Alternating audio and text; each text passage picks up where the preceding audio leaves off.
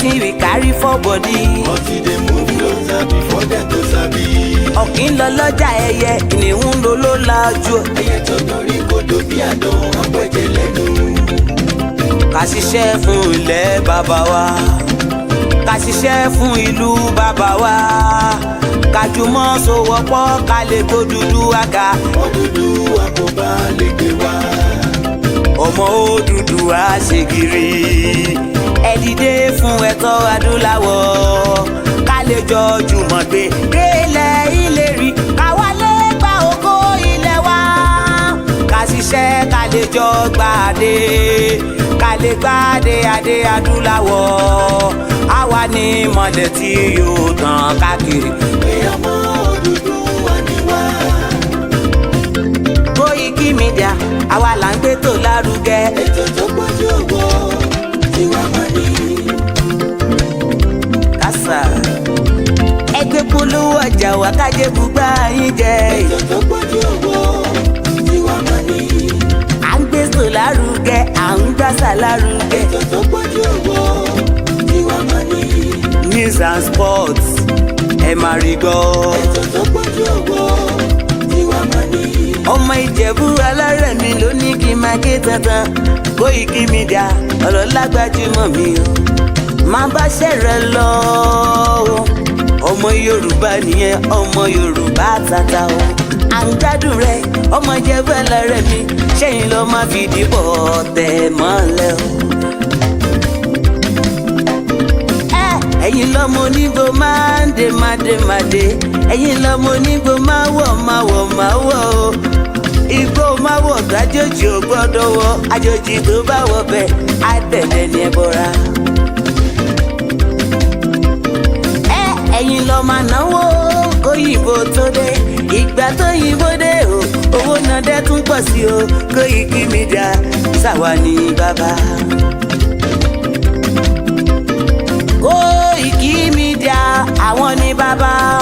Koikimedia àwọn ní bàbá. Àdáńtọ́ àtúnpèrègèdè. Koikimedia àwọn ní bàbá. Àwa là ń gbé tó lárugẹ, jẹ́ ká jọ gbọ́ o. Koikimedia àwọn ní bàbá. Àtúnjàfẹ́tọ̀ ilẹ̀ wa, fẹ́tọ̀ ilẹ̀ Yorùbá. Koikimedia àwọn ní bàbá. Ọmọ Oòduà ni wá o, tọkàntọkàn. Koikimedia àwọn ní bàbá. Ikú tó ṣe bí lébi òsì, àdìmú bàbá iyọ̀. Koikimedia àwọn ní bàbá. We bring you up closer to your doorstep. Koikimedia àwọn ní bàbá. Afẹ́fẹ́ tó ń fẹ́ òòtún kan kí oko lára ni.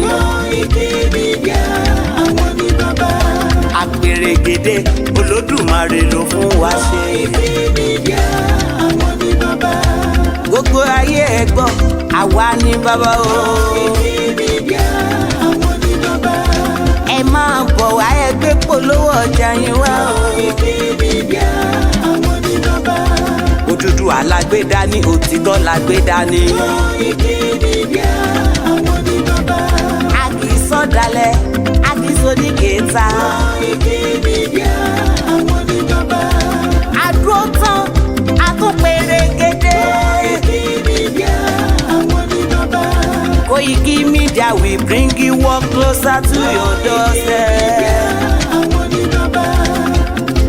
Koikimedia is around. To give us latest. Is around o. To give us latest.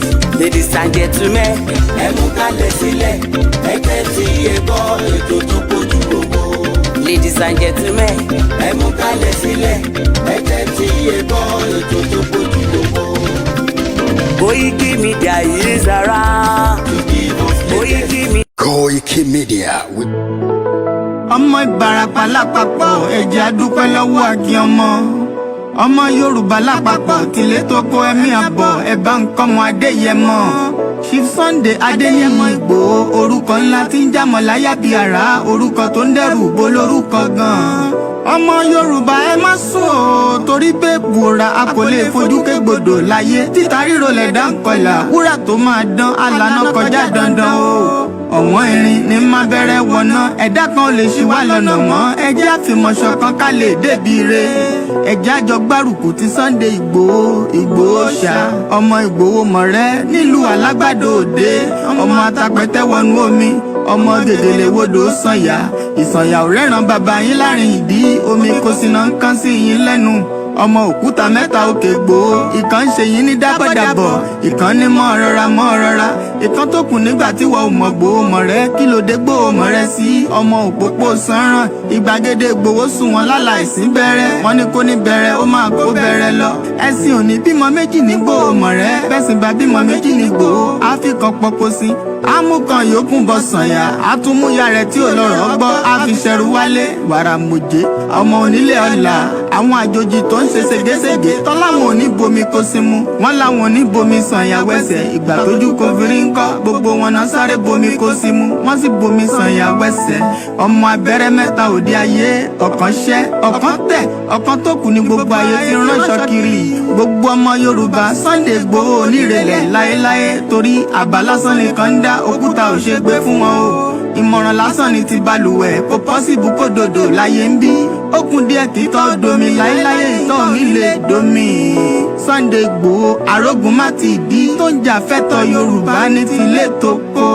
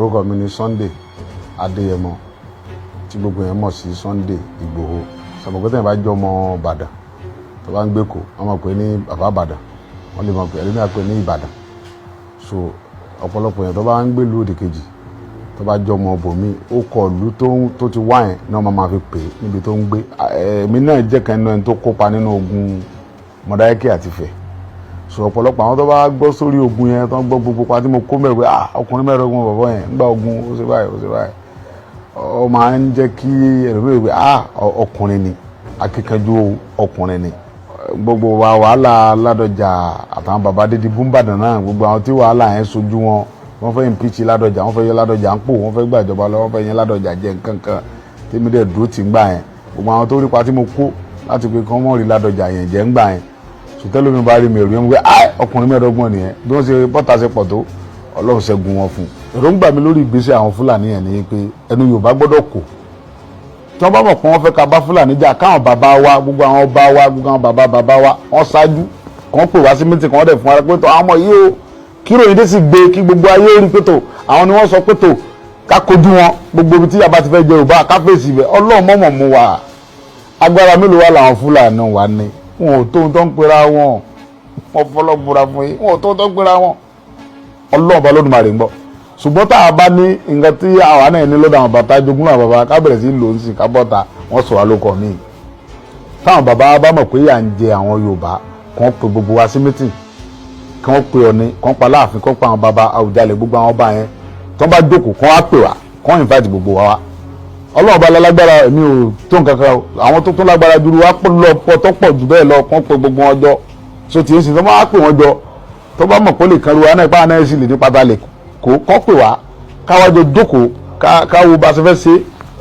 tí ò ní sí nǹkan kan ẹ̀mí gbọ́n kankan mọ́ ẹlòmíì náà ń gbọ́ gbòó ni kò wúrí mi rí ẹlòmíì á ní ó lè kọ̀máǹdì mọ́ ó lójú àwọn tí mo ṣe lójú wọn rí ẹlòmíì á ló lè ṣe báyìí ẹlòmíì tí bá ṣe kan lójú ẹ̀ yóò sọ 10 ṣé nǹkan tí mo sọ yìí ẹlòmíì á sì ní ẹnu ni so àwọn tí wàá mọ́ sọ pé nu nìyẹn èmi mọ́ bẹ lọ́n kí nǹkan dẹ̀mí àti wọn pọ̀ wọ́n lè rí pé kì í sọ̀rọ̀ ẹ̀nu ṣùgbọ́n pé kẹ́nìkan wá lóhun dìde ṣe èmi ìwọ ni mi Sunday Igboho mo wá bọ́ ọ̀tá o àbá nígbà tí wọ́n bá fi dọ̀tún la Buhari ó pàṣẹ láti Àbújá sọ́jà tí ó ka mọ́ta nkìdé yóò ju tó gun Boko Haram tó ń jẹ́ ilẹ̀ Haúsá lọ wọn ò ríra wọn bẹ̀ yẹn tá a bá dẹ́rẹ̀ wò nísìn ẹ̀ rí i pé wọ́n yìí máa lọ́wọ́ gbogbo táwọn ń ṣe ilẹ̀ Haúsá tó ń mú jẹ yẹn tá a bá dẹ́rẹ̀ wò nísìn wọ́n yìí máa lọ́wọ́ torí pé àwọn Yorùbá kan náà ni ó lọ bá wọn lọ́hùn tí wọ́n sọ pé àwọn ọmọ bí wọ́n ṣe wọ́n ṣe nu pa ẹ̀ làwọn ọmọ ayákìlá làwọn ọmọ bẹ́ẹ̀ wọ́n yẹn ta la parí ta ìyá yóò la parí ìbíjà yẹn làlá fẹ́ gbé ó tó fi gbà sùúrù nìyẹn ó gbọgbọ́n kì í ṣe nǹkan tí yẹn kàn kágbára ọrùn tó kó funpa tó kó lóńdè tó gbé bọ̀kọ́rùn tó lọ́fẹ́ lọ pàdé Fúlàní o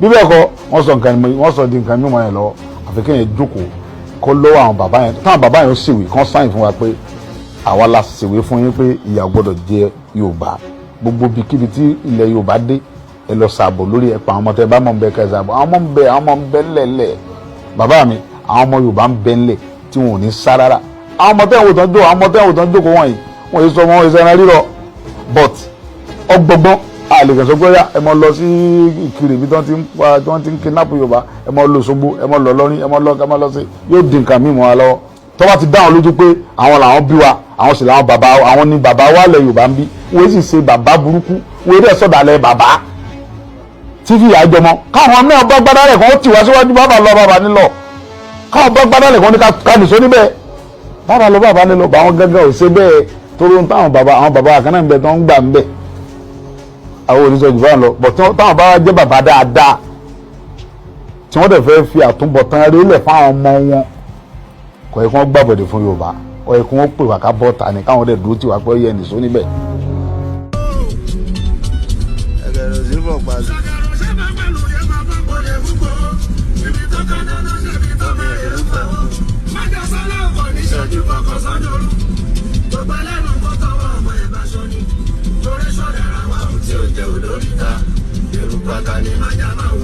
ẹ má fojú ko eruku ata abẹ́ ń bẹ eruku ata tí o ti fojú ko bàbá wà gbogbo Nàìjíríà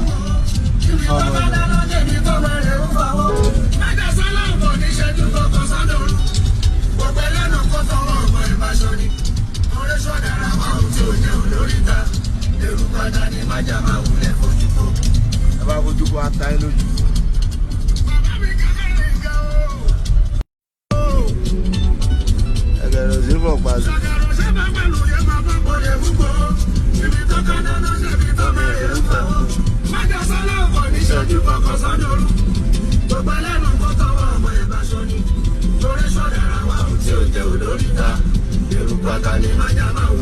ẹ má fojú ko eruku ata abẹ́ ń bẹ eruku ata tí o ti fojú ko bàbá wà gbogbo Nàìjíríà.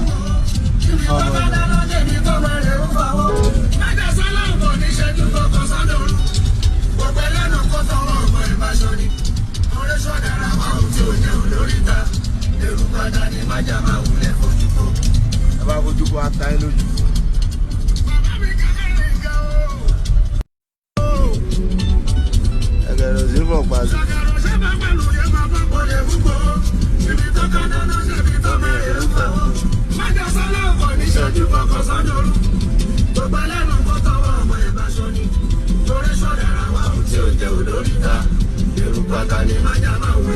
ẹ má fojú ko eruku ata abẹ́ ń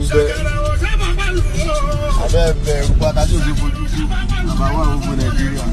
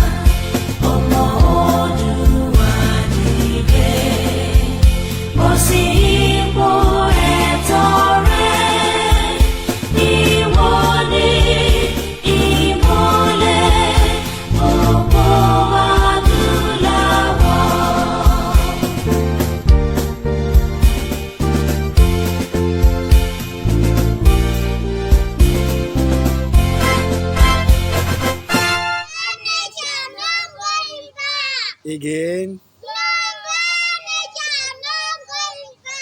No going back. Ìgbòho òòṣà iṣẹ́ rẹ̀ ń tẹ̀síwájú. Mr. Koiki ẹ ṣé o, àwọn ọmọ mi ló ń kí yín o. Àwọn ọmọ mi ló ń kí yín o. Lágbára Ọlọ́run, a máa délẹ̀ lérí o lórúkọ Jésù. Yorùbá nation. Impediment to Yoruba development. Is the impediment to Oodua development. Without Nigeria, we won't be where we are. 1962, we were far ahead of South Korea and North Korea. We were far ahead of China even. We had television before France. We had radio before South Africa. Now look at where we are today. I think it's a shame that even any Yoruba man can be talking about restructuring at this point in time. What are we restructuring? This country that is already shot to pieces? I don't think that's what we want. But they are always talking about giving Nigeria a chance. The patience of Yoruba with Nigeria has come to an end.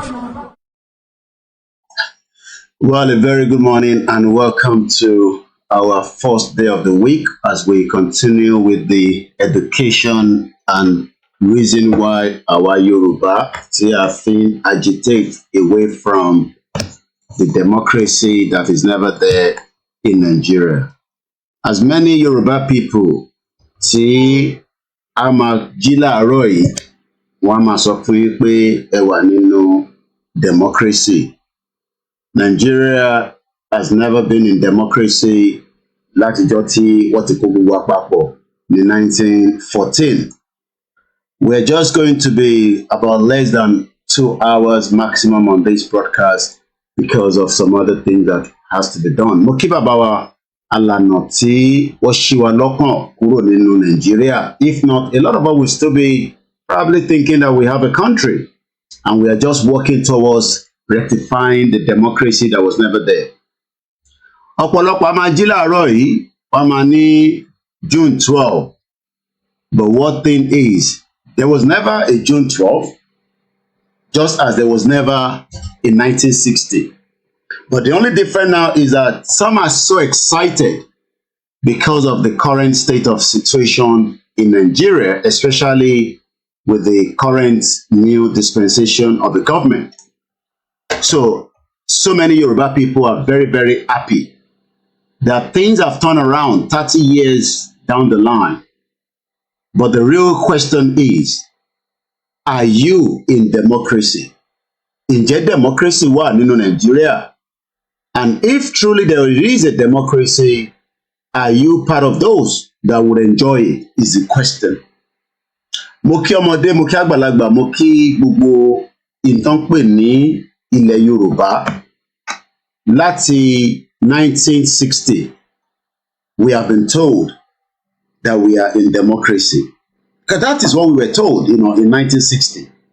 Àwọn òyìnbó tó dá problem sílẹ̀, they decided to rectify and change a lot of things that today we are now struggling to get back on our toes. But many Yoruba people tí wọ́n wo bí nǹkan ṣe ń lọ láti 1960, whether they are now in their 80s, àwọn tó wà in their 70s, àwọn kan wà in their 60s, àwọn kan wà in their 50s. We are playing into the devil hand. The more we remain in Nigeria, the more we are trying to fix a democracy that will never work. No democracy will work in Nigeria, no matter how perfect our politicians in the Southwest play the game. No matter how they are planning to bring unity among every single ethnic groups in Nigeria, we hate each other so much. Mo kí gbogbo alẹ́ nǹkan ṣe, I say good morning and good afternoon for those in Australia, in Japan, and in New Zealand. So ọ̀pọ̀lọpọ̀ mama jí láàárọ̀ hey, happy Democracy Day, June 12. But initially, at the back of our mind, there is nothing called Nigeria and there is nothing called democracy. The democracy died when the British refused to allow the real democracy to happen in 1959. By not allowing Baba Awolowo to lead Nigeria because they knew that Baba Awolowo is not going to play to their own game. But today, Baba Awolowo has gone and Tinubu is there. Abiola was never going to be allowed also to be there because Abiola was part of those that destroyed Nigeria anyway. Kò sí yàtọ̀ láàrin òun àtàwọn military. The Abiola that they are celebrating today was one of the fraudsters that killed the Yoruba people. But because we saw him as a philanthropist, we saw him as somebody that was in love of the Yoruba people, but he was never had any real intention for the Yoruba people apart from try to pull us down, which he did perfectly well until the military took him out and they killed him as well. But now we are now moving 30 years again forward. So the Yoruba people are now thinking maybe the spell that is among that part that we could not hold the power. We have now got the power, but that power is not going to be for us forever. The presidency, tí wọ́n pariwo pé Yorùbá wà níbẹ̀ lénìí, gbogbo ohun tó máa fi enjoy it is the first 4 years tí wọ́n fún, which is the mandate. We don't know what is going to happen. Àwọn North jẹ́ kó yé wa very clearly that there is no way the Yoruba people can do anything in what is known as Nigeria today without their backup. They've told us in their own engagement, wọ́n jẹ́ kó yé wa categorically, especially the Northern Elder Forum, that even Abiola tẹ̀ ń pariwo àti Ọbásanjọ́ àwọn làwọn fún láyè, and the same rhetoric is coming out again from El-Rufai. So tí gbogbo ọmọ Yorùbá bá wá ń celebrate democracy tínú yín dùn, tẹ́ ẹ wà so excited, ẹ ń gbádùn, ẹ wà happy. Maybe we should start with this, just a kind of a recollection, so that we know that there will never be democracy, because democracy yẹn ọwọ́ North ló wà. North ló ń direct bí democracy ṣe operate in Nigeria. This is in-depth analysis. There is no other section of the country that has contributed as much as northern Nigeria. None. We can bring any area and debate it. And you find that the North paid more than paid its dues. In political terms, this is what now the turbulence in the country politics. The North must not show its face as to who in the next election. The parties were warned that they must not field northerners as presidential candidates because it is not the turn of the North to rule again after Buhari. Of course, I mean, you can look at it in various ways, legal or political. Certainly not legal. Our law books are very clear, the Constitution is very clear that I can stand the election 20 times and I can lose 20 times. But nothing should stop me from contesting election if I want to. But then, when you look at it in terms of, well, do me, I do you. Rub my back and I rub yours. The North has rubbed more backs than is back being rubbed. Obasanjo couldn't get 10,000 votes in front of his house. So when Yoruba people are excited, and we're happy, the North knows that they've been able to pull us back. Nítorí pé the British knew the game and they were playing our mind. I'm not going to play all the video. We've listened to it before. Any recollection of it. I'm sure some of you remember that video. Maybe we should listen to these as well for the time being while we prepare the next video. The next video also proves that the Yoruba people will never control Nigeria for a very long time. We will control it for a very, very limited time, which is what we are enjoying right now under Bola Ahmed Tinubu, the current president of Federal Republic of Nigeria. He would try his best láti fẹ́ unify Nigeria, but it will fail. And that failure is going to happen because the northern part of Nigeria hate the southwest and the Igbos so much that the British told them, they will change the narrative.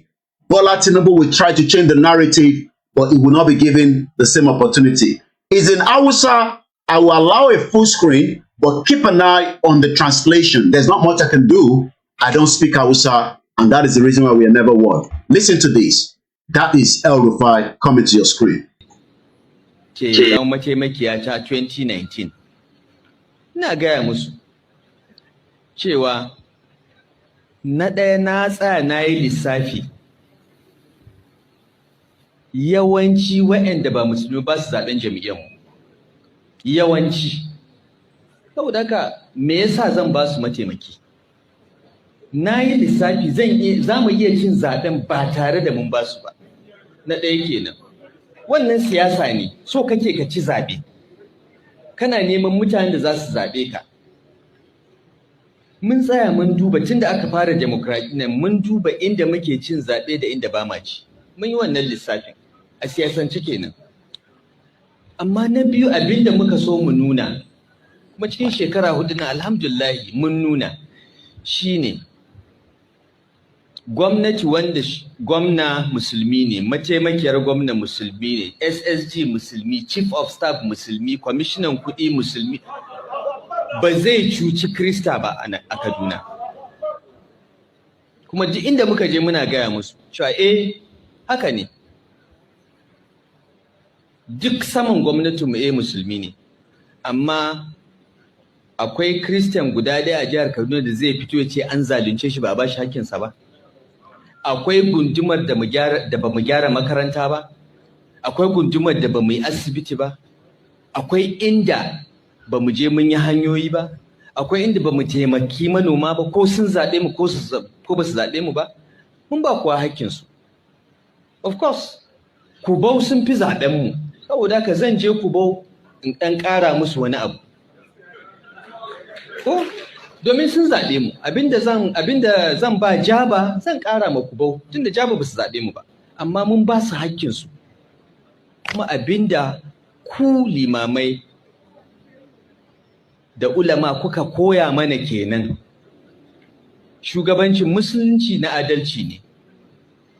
Annabi sallallahu alaihi wasallam da sahabbai ya zauna da wayanda ba musulmi ba, da Yahudawa, da Kirista, da wayanda ma kafirai ne, amma suna ce mishi amin don yi musu adalci. Sayyidina Abubakar, Umar, Uthman, Ali, dukkansu sun yi musu adalci. Ba wanda zai ce don shi ba musulmi ba ne an take hakkinsa, sai dai dama wanda ya fi son ka za ka ɗan ƙara mishi, amma ba za ka ɗauki hakkin wani ba. Kullum ina tambayar su, ko da muka je muna kamfen wannan zaɓen, suka ce kaza in ce gaskiya ne, muna neman wanda za su yi aiki ne, ba mu duba addinin. Of course muna duba addini, amma ba zan faɗa haka ba. Amma abin da nake tambaya, wa aka zalunta? Ka tashi ka gaya mana in gwamnatin nan ta zalunce ka. Ba ansa. Sai dai kawai ka ce da ka saba iskanci, ka saba kashe mutane mun taka ma birki, ko ka saba rufe hanya mun ce in kai haka ga abin da zai biyo baya, kuma ka san za mu yi. Abin da muka yi kenan shekara 4 nan, da ni da abokan aikina. Kuma abin da muka sake nunawa kenan tun da Sanata Obasanjo da Dr. Ji Sabo Albar sun sake cin zaɓensu duk da taron dangin addini da aka yi mana. Kuma ku malaman da ke nan da limamai, ku kuka yi aikin, ba ma 'yan siyasan ba. 'Yan siyasan cutanmu suka yi, wallahi ku ne. Kuma shi da Sanata Obasanjo ya san haka, mun sani. Mun san waɗanda suka karɓi kuɗi ranar zaɓe suka kashe wayan suka kwanta gida ba su ma fito ba. Amma mun san 'yan agaji da suka je su ne polling unit agents, wayanda muka biya su je su kare ƙuri'an ba su fito ba, sai 'yan agaji. Saboda haka mun sani, kuma mun gode, Allah ya saka muku da alheri. Kuma yadda kuka jajirce kuka ba mu goyon baya, don Allah don Annabi ina roƙonku ku ƙara jajircewa domin a ba Sanata Obasanjo goyon baya. In ya gama wannan shekara 4 ya sake, sannan mu ci gaba, mu nuna ma mutane cewa shugabancin musulunci bai nuna bambanci, amma baya son izgili, baya son rashin mutunci. Abinda kawai muke so mu nuna kenan. Kuma mun fara, amma ba a gama ba. Sai an kaman shekara 20 ana haka, sai kowa ya gane. Saboda ka bayan uba ya gama ya sake 16 ko, sai a sake wani shekara 24, sai kowa ya ce okay, mun gane, mun san matsayinmu, kuma mun san musulmin nan ba za su cuce mu ba. Shikenan sai ga an zauna lafiya. Wallahi tallahi abinda muka fara tsari kenan tun da muka fito muna neman shugabancin nan. Kuma da taimakon Allah da addu'o'inku da jajircewanku muna kan hanya. Allah ya saka muku da alheri.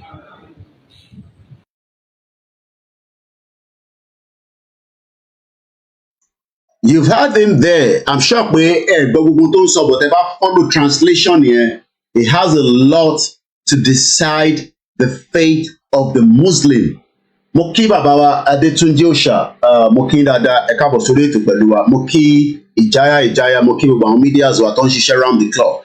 Lótìtọ́ inú àwọn Yorùbá máa dùn.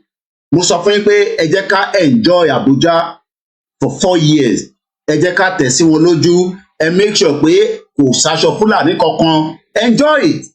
It's your own right to enjoy it, but it's only going to last for a very, very limited time. But in project tí bàbá yìí gbé dání sọ́wọ́ tí a fi ń tẹ̀lé bàbá yìí, we are not stupid. I am in my 40s. Tinubu is in his 80s. Well, in his 70s, somewhere around there. But by the time tí wọ́n tẹ̀lé kí n má sọ bẹ́ẹ̀ mọ́ àti fòǹtẹ̀ sí pé kò sí nǹkan kan tó ń jẹ́ 8 years of Tinubu. For now, it is still 4 years. So that means pé tí bá kọ́tẹ̀ padà 2031 tá à ń fún tẹ́lẹ̀ àti reduce it sí 2027. 2027 is just going to be like that. But there is a hidden agenda. That hidden agenda yẹn, kí ni hidden agenda náà? Tinubu must slow it down for 4 years. That's tí El-Rufai bá jẹ́ kó lọ again after 4 years. Tó bá tẹ̀ wá lọ another 4 years by 2031, gbogbo tenure Tinubu máa tán.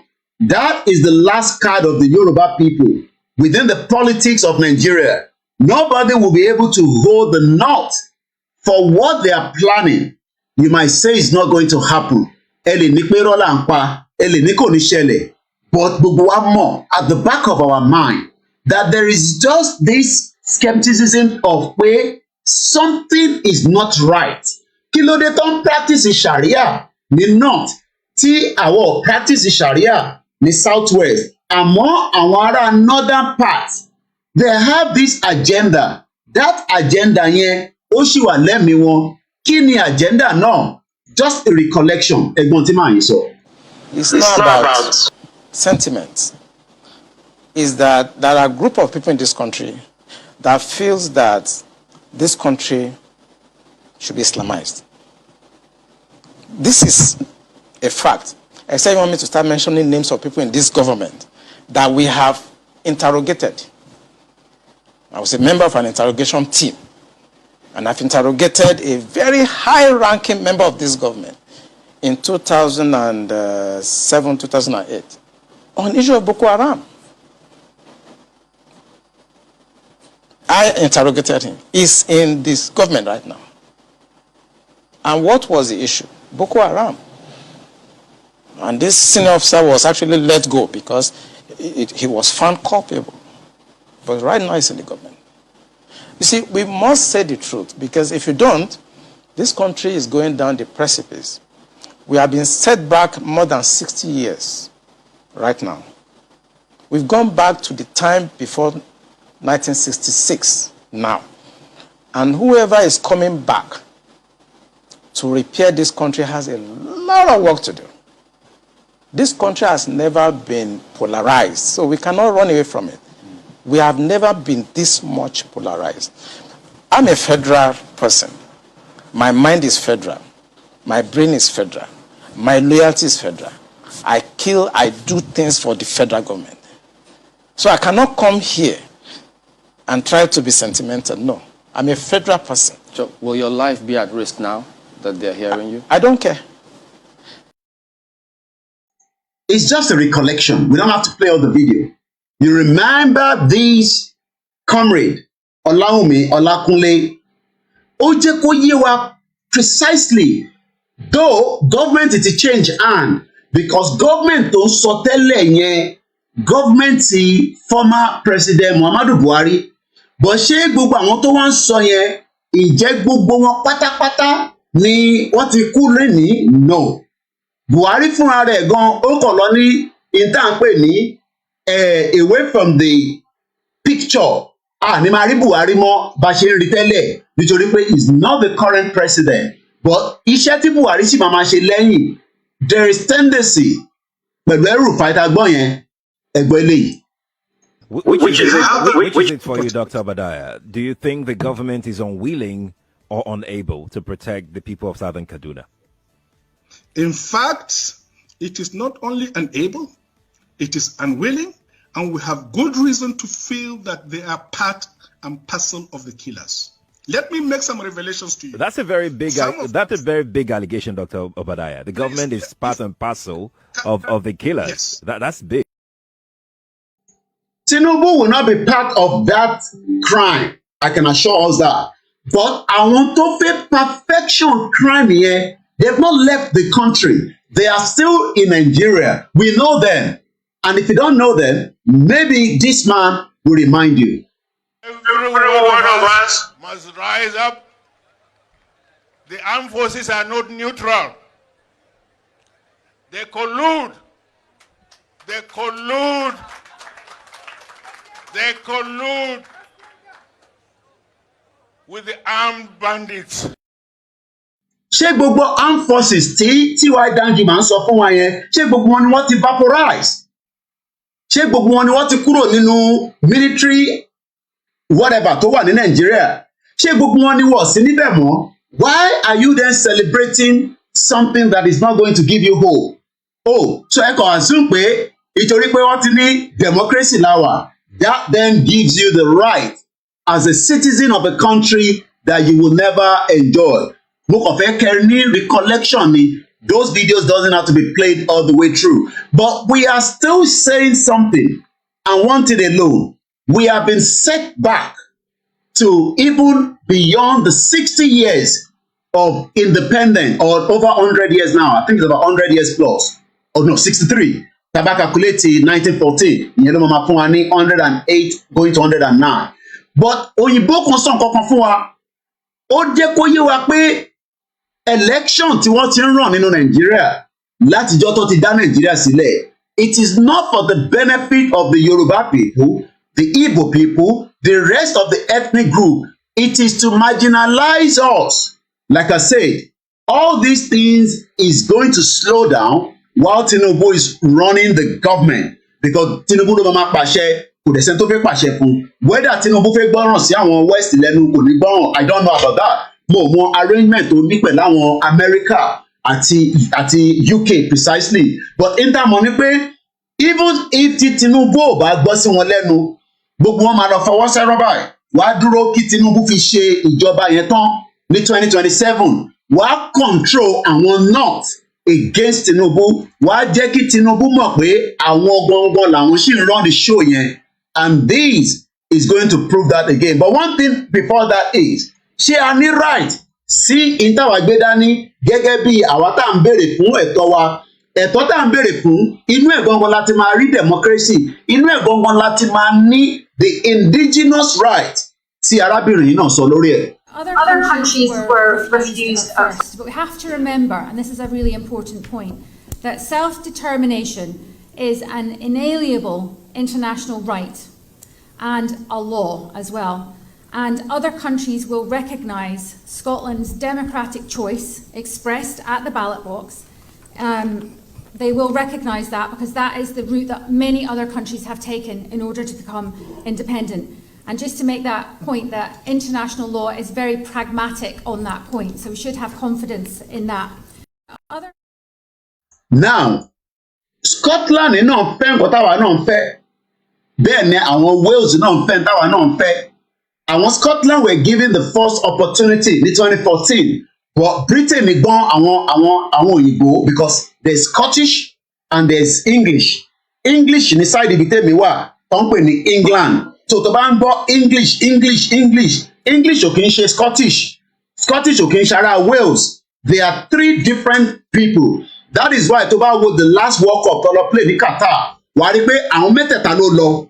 But àwa nísìnyí wọ́n kó gbogbo àpapọ̀, àwa kan la kọ̀ lọ represent by selecting people from all these 250 ethnic groups. Kò dẹ́ ṣe gbogbo èèyàn náà lọ máa fi síbẹ̀. But one thing a lot of you need to understand is there is an agenda. Gbogbo wa a sọ èdè kan náà, a love ara wa, a mọra wa tẹ́lẹ̀ rí up to the time tí Britain fi kó gbogbo àpapọ̀. Kódà we were so much enemies. Enemies yẹn ṣì wà lára wa, whether we like it or not. We hate the Igbos, we hate the Hausas, we hate the Kanuris. It is not the right word to use, but it is also buttressed in the letter or the statement tí Baba Akintoye kọ sí Tinubu. He said clearly without mixing words, that in tó ṣẹlẹ̀ ní 1959 tí mo ṣì máa fún yín ní kí ló ṣẹlẹ̀ gangan ní 1959. But kó tó di pé mo play the next video, just gbogbo náà play is just a recollection. We have played it so many times, but it's just to remind you. Baba Akintoye went further to say that in tó ṣẹlẹ̀ ní 1959 tí English tí kò fẹ́ jẹ́ kí Scottish náà lọ, tí wọ́n play game, in tó sọ fún àwọn ará Scotland ni pé àwọn máa remain under the European Union tí gbogbo ẹgbẹ́ tó dá sílẹ̀ ní 35 years ago. Britain gbọ́n wọ́n change owó wọn, àwọn nìkan ni wọ́n play game láàárín gbogbo àwọn European country. Gbogbo European country ń lo euro. Britain náà fẹ́ reserve owó tòun, òun ò fẹ́ change pound sterling, but òun á máa bá wọn ṣe. Wọ́n wá sọ fáwọn ará Scotland pé ẹ má worry, a máa remain in that European Union, àmọ́ ẹ make sure pé ẹ vote against pé ẹ fẹ́ lọ.